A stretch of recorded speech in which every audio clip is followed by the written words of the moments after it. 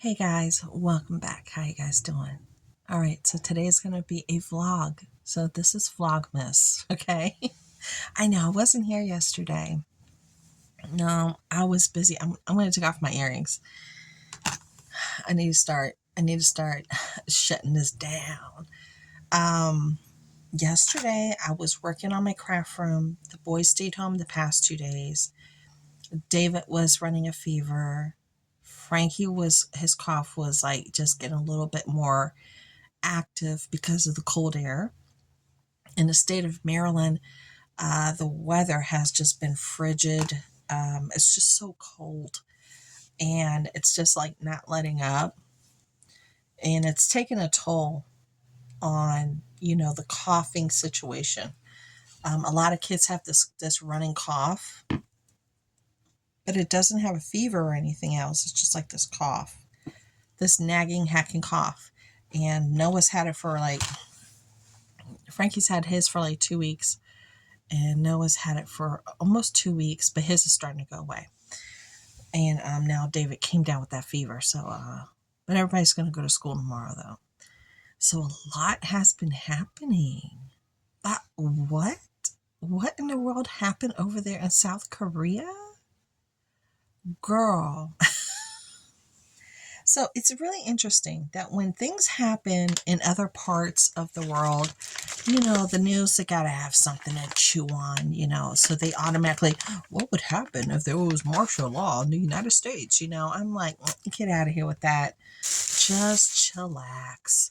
So let me explain to you what happened if you guys didn't already know. So in South Korea, that's the part that Kim Jong-un does not have any powers in. No, we're talking about South, the bottom. My daughter's been to South Korea a couple of times and she loves it there.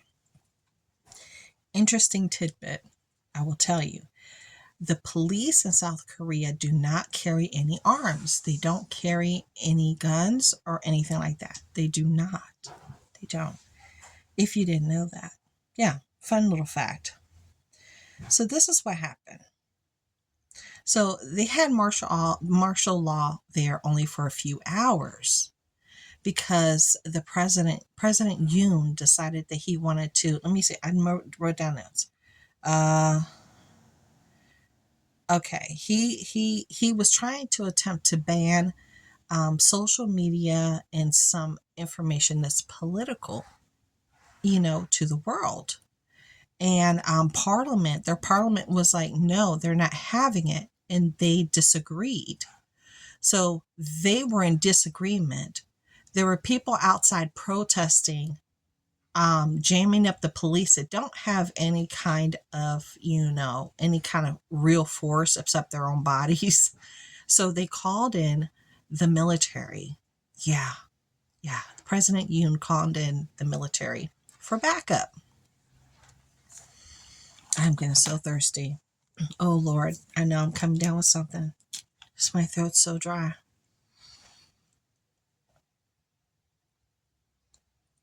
Sorry, guys.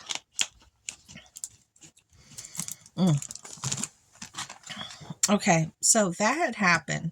Now, when the armed troops went into Parliament, right? Because Parliament was like, no, we're not having this. The troops came in, and then they started spraying the troops with fire extinguishers. It was crazy.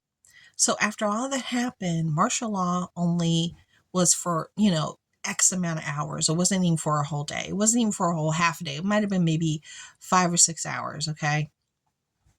Only hours. And then he took it off. Right. So now they're trying to remove him, President Yoon, because he did that. But I'm wondering why. I didn't do a deep dive as to why he wanted to ban social media and political information. Like, what is going on? Like that, I'm questioning that because I know we have military there in South Korea. We do. And I'm just wondering. But moving on from that, that was something that the the news is chewing on. It's definitely chewing on, because there were several articles. What would happen if America had martial law? Well, this is what, I was like, come on.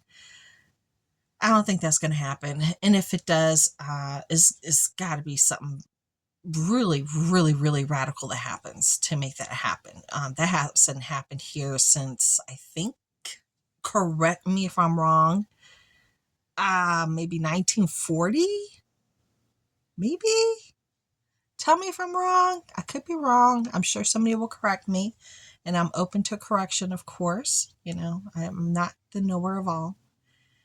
And there's a lot of things going on with the tariffs, and people gearing up for that and trying to make their larger purchases for, say, refrigerators, machines, washing machine, laundry machine, all the way down from tablets to computers to phones, because the tariffs are going to cause those prices to go up much higher as soon as the new president gets into office. As well as that is the talks between Canada and Mexico, speaking about those additional tariffs for all the things that come in through there. We get a lot of product. A lot of product through Mexico, you guys. So we're going to definitely feel it. We're going to feel it. It includes foods. It does include foods, okay? So we're going to feel it. We are going to be feeling those tariffs, because the tariffs will be passed down to us. See, if imagine if you were a company outside the United States and you're bringing in product, this is your business, you bring in product to the US, then they're like, oh, well, you're going to have to pay an additional, 30, 40, 50, 60% tariff on these products. I'll be like, okay, I'll pay it, but I'm going to pass it down to the consumers. So now the prices are going to go up higher to counterbalance that tariff. And that's how it happens. We end up paying for it. They pay for it, but we actually pay for it at the end. The tariffs, then we get taxed on it on top of that. So we just got to prepare for that. And then I saw in the news as well, I don't even know if it's still on there, that China is limiting or has put a halt on 3 different types of what do you call it? Very important metals that we use in the United States for all kinds of things, all the way down from car chips to brakes to military equipment, that they're putting the brakes on them because of these tariffs. So now they're going to try to make us hurt a little bit with that, and an inability to get that from them, because that's who we predominantly get it from. Now, I am aware that we do have the ability to get those precious metals here in the United States. I'm not too sure where, or I'm not aware of anybody digging for that as of right now. So that might be a new venture for companies to start digging for that. So we have those precious metals here through our own resources versus, coming from China. But that within itself, it even affects, from my understanding, solar. It affects solar, a whole bunch of stuff. A whole bunch of stuff, you guys. Let me see. I don't know if I'll be able to pull it up or not. So now you're looking at that, right? Oh, and look on Reuters right now. This is on Reuters. Russia acts of sabotage may lead NATO invoking Article 5, says German intel chief. Oh, wow.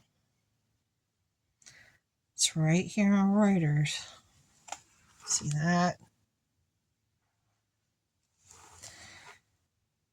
Now, if Article 5 was invoked while we were still in this current presidency with Biden,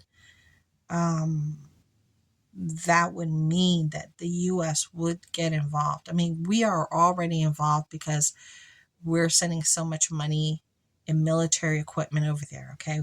We're already involved. But we would like go deep involved, like people there involved. Yeah, if Article 5 was invoked. So that's something that I hope doesn't happen. And I know that NATO is a really, really touchy subject for a lot of different people. I'm not a deep diver for NATO, but I do know from what I've learned that we do supply a bulk amount of monies into NATO. And from my understanding, the the new president that will be coming into office, he doesn't want to be a part of NATO. Okay, so we'll see what happens with that. That's going to be really like a really weird and tricky type situation, honestly. I'm trying to see if I could find that article about the metals, the precious metals that they are now no longer giving to us.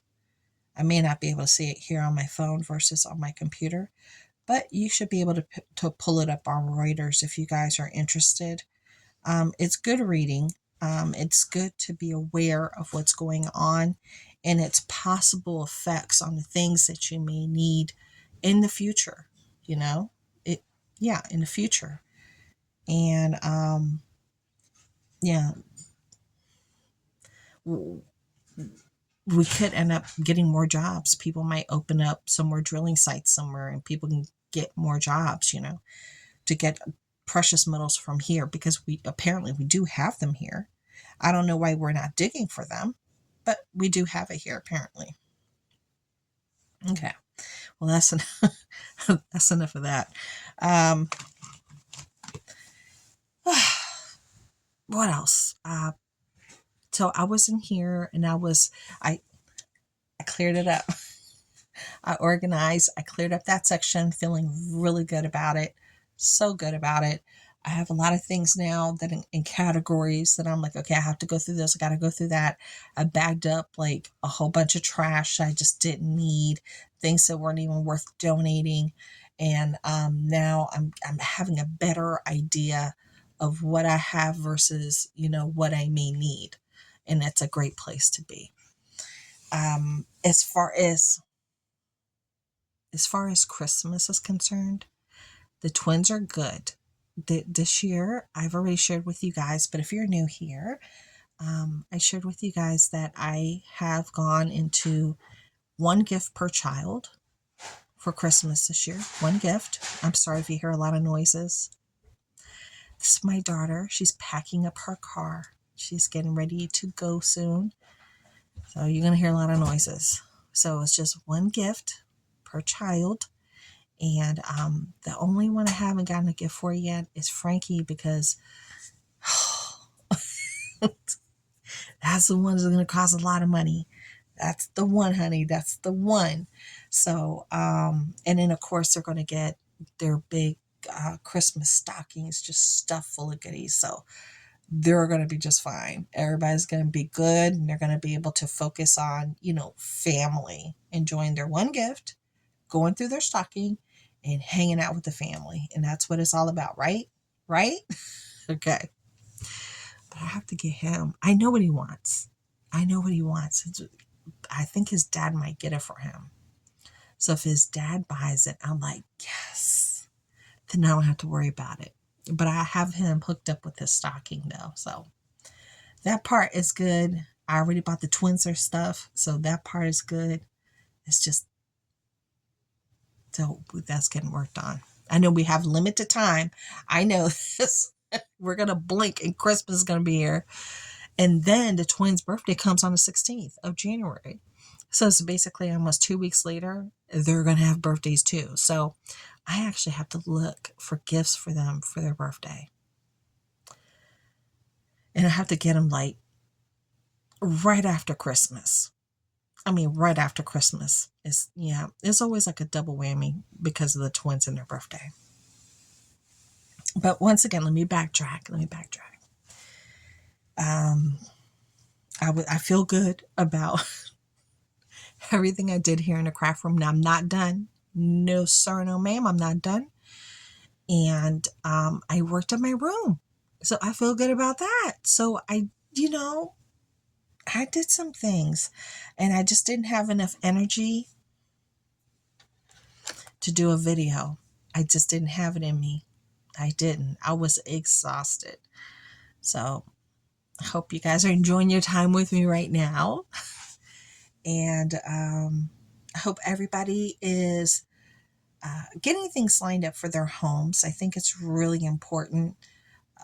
Just because of, I'm looking at the horizon. We already have high prices. It's already very challenging trying to make ends meet, especially if you're on one income, if you're getting disability, Social Security, and that's all you have. It's already a challenge.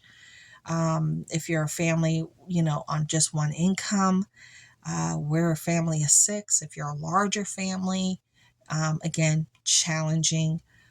Everybody is going through their challenges right now, but with everything that has been put out there in social media and for the upcoming new president, just be prepared to see the prices inch up. It's going to happen. There's no way around it. Um, that's where it's headed, and just be ready for it. So try to take advantage of any sales of the items that you normally enjoy eating, and get one extra, get two extra. Every little bit adds up rather quickly. So I know somebody asked me if I would do they left a comment, and I can't even remember what video. I'm sorry, I can't, because I approve every single comment on my channel. No comment goes through without my approval. So it all becomes a little blurry after a while. I can't remember who it was, but they asked me if I would do a grocery challenge, and I forgot the amount. I don't know if they said $10 or $20. I was like, $10 grocery challenge might have been a viable thing 5 years ago. But right now, maybe for one person, but we're six. So, 5 times 6, a $20 challenge, just to see how much you could get for 20 and how many meals you can make out of it. It would be difficult. It would that would definitely be quite the challenge. And then still incorporating the things that you have at home. Of course, you don't buy everything that you need with that 20. You have to use what you have at home and then incorporate whatever you buy. So let me know if you guys are interested in something like that. If you are, I can think about it, because that's really challenging. That's like, that's a hard one, especially when you got a larger family like we do. That's a hard one. But it is something I would definitely entertain. So let me know what your interests are for that, okay? And I know I said I was going to try to dip back into prepping. The only bad thing about that is come closer. Come closer. When you talk about prepping, it's like the weirdos come out. The crazy people find your videos. They find you, and they're great. What's wrong with them? It's like they just come out of the woodwork. So that's why, okay, so that's why I stopped, because I had to manage so many different personalities, like people that weren't that were kind of like, woo, they were out there. And some that were just crazy. I mean, straight crazy. And then some that were like, oh, you're a prepper. You shouldn't even be on this earth. Yeah, it was really, it was very, very chaotic. And it was mentally challenging for me. And it changed my spirit. And I didn't like that, because I went into sharing prepping with a with a good spirit, full of heart, knowing that if you're prepared, maybe somebody else will be prepared, and that's less people that you have to be worried about that may be struggling because they took the time and the years to just get one extra. Get one extra each time you shop. Get one extra can, just one, and let it build up little by little. But it got really, I was really overwhelmed. I'm not going to lie. I got really overwhelmed, and that's why I stopped. So I find myself at a standstill with that because I don't know if I want to entertain that. I don't know if I can manage that right now in my life. I have so many other things going on besides, YouTube world, my regular life, and then you're dealing with a whole bunch of like crazy people. So there it is. That's why I haven't taken the turn with that, even though I said I was going to try. I'm having a really hard time pushing myself towards that direction because I know what's at the end of that road. I know, and I don't want to go down that road. So that's where I'm at. But anyways, let me know your thoughts about the things that we talked about. Let me know about what you're doing for your home, what you're doing for yourself, for your families, and how you're doing. And if you have any special plans or if you're just getting tucked in for the winter, let me know. Let me know. I love to hear it. So thank you so much for hanging out with me, and I'll talk to you guys later. Bye.